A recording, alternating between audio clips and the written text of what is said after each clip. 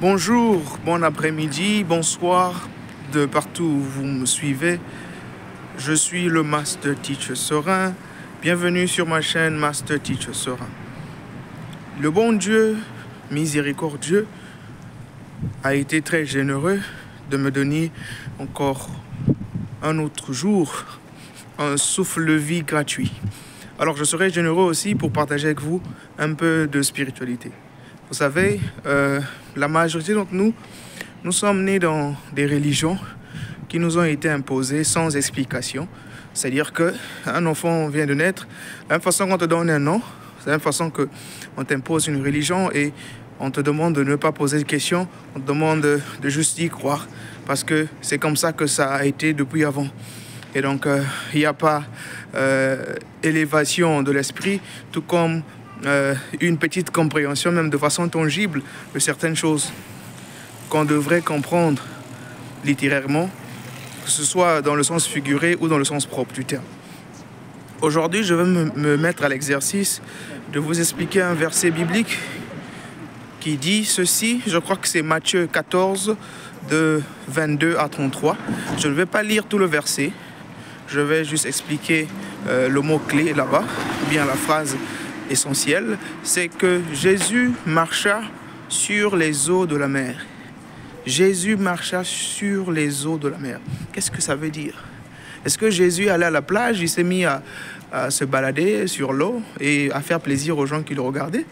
Ou bien il y a un sens assez profond qui réellement peut s'expliquer avec les mots de tous les jours, avec la vie de tous les jours, avec la réalité? Parce que la Bible en tant que telle, même Jésus quand il parle en code.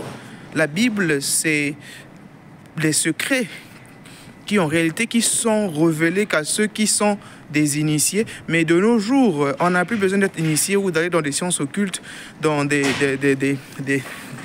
fratries pour connaître certaines choses. Aujourd'hui, je vais partager avec vous qu'est-ce que ça veut dire Jésus marcha sur les eaux de la mer. Bienvenue encore sur la chaîne. À tout à l'heure.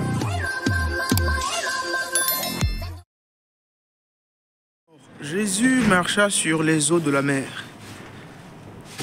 Quand quelqu'un marche quand vous marchez sur les sangsues, vous marchez sur les vers de terre, ça veut dire que vous dominez, vous piétinez, vous surmontez.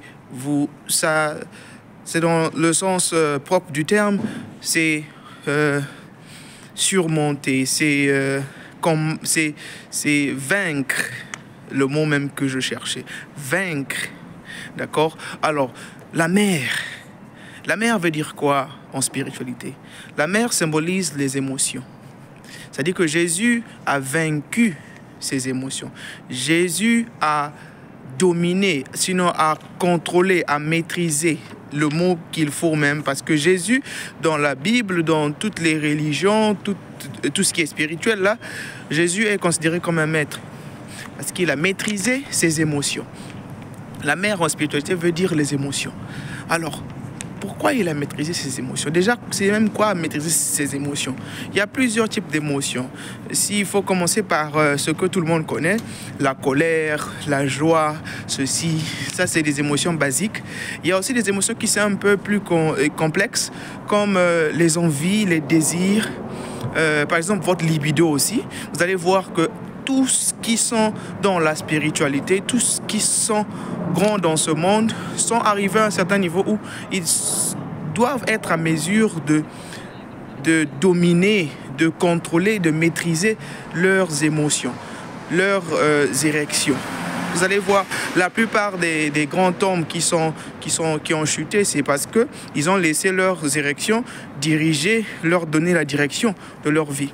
Alors, Jésus nous demande de marcher sur nos émotions, de maîtriser nos émotions, de ne pas être dirigé par nos érections, de ne pas avoir de l'envie, de ne pas avoir de la haine. C'est dans ce sens-là. Mais non, la question est de savoir pourquoi maîtriser nos émotions. Voilà.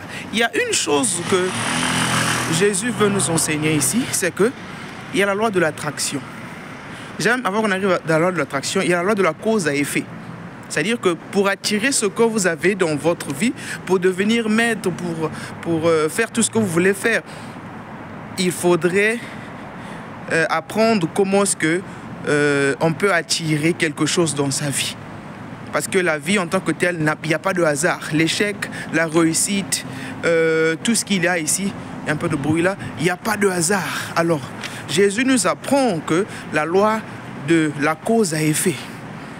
Parce qu'il maîtrise ses émotions, il était à mesure de créer sa vie, de créer ce qui était bien, ce qui était mauvais, tout ce qui allait se passer. Par exemple, la résurrection, le fait qu'il marcha sur les eaux, déjà, ça nous prouve à effet qu'il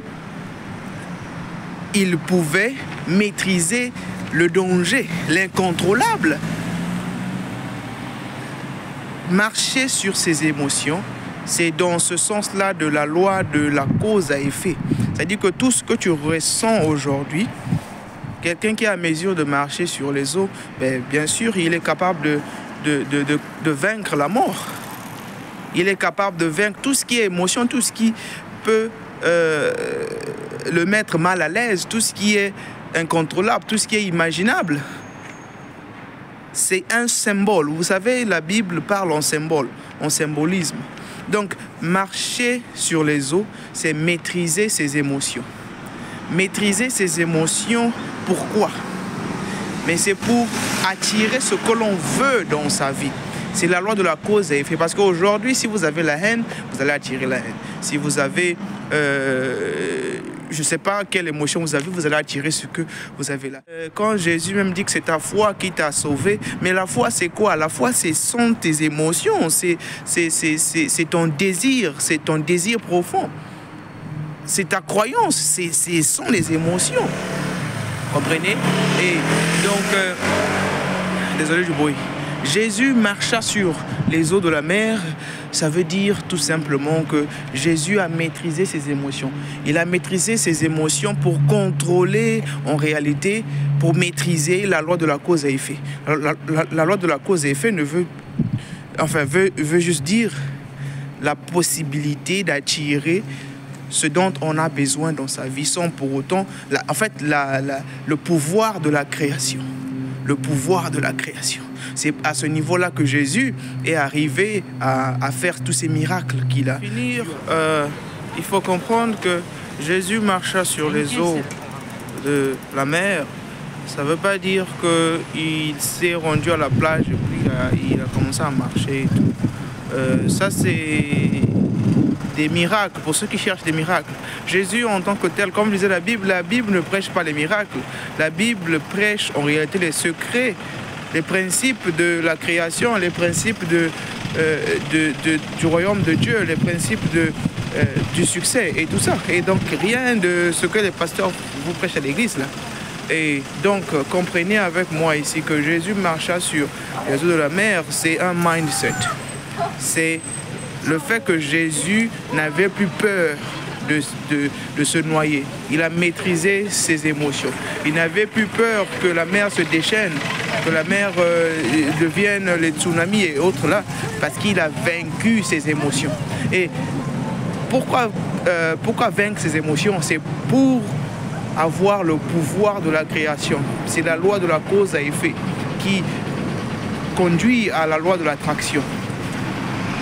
Avant que la terre ne soit terre, c'était d'abord la volonté de quelqu'un, un désir profond de quelqu'un. Un artiste, un architecte, quand il veut construire, il a d'abord un désir profond de réaliser quelque chose. Il le met sur papier et après, ce désir profond-là se manifeste dans quelque chose qui est physique.